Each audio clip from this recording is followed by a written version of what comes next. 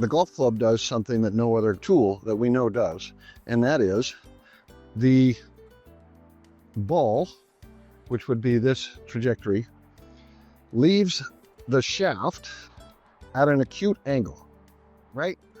We know that because that's how the two come together, right? Every other tool that we know, actually, like a baseball bat, would send the ball at most at a right angle, but most likely at a slight obtuse angle. And that's what we'd used to be seeing, is a ball hit here that takes off that way if we're just a little bit late with the bat.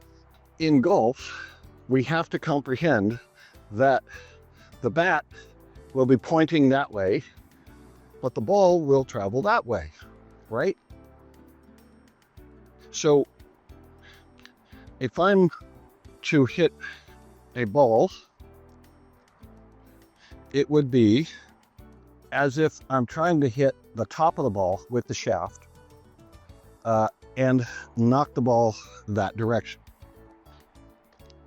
And because it's a golf club, when I do that, the ball will leave at an upward or acute angle to the shaft. And depending on the loft of the club, depends on how much angle acutely to the shaft it exits. What I see a lot is people casting because they want to get that shaft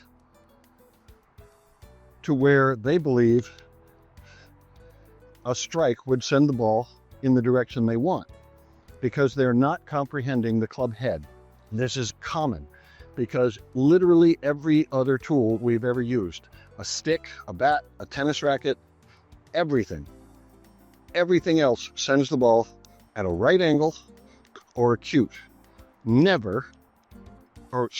obtuse, never acute.